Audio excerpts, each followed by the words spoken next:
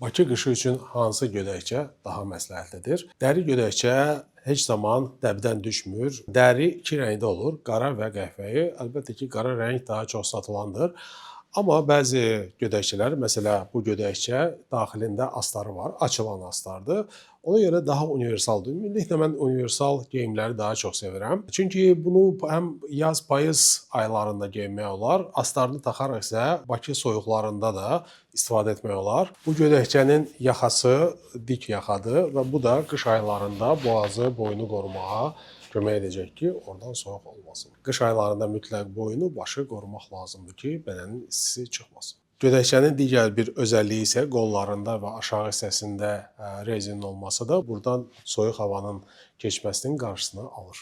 Digər bir gödəkçə isə daha uzundur, dizə kimidir. Üstü poliesterdəndir. Daxilində isə sarona deyilən material var. Çox yüngüldür, istini yaxşı saxlayır. Hər iki gödəkçəni Bakı qışlarında geyinmək olar. Bakıda elə çox soyuq da olmur. Ona görə bu hər ikisi qışa uyğun olur. Və siz bunların hansına üstünlük verərdiniz?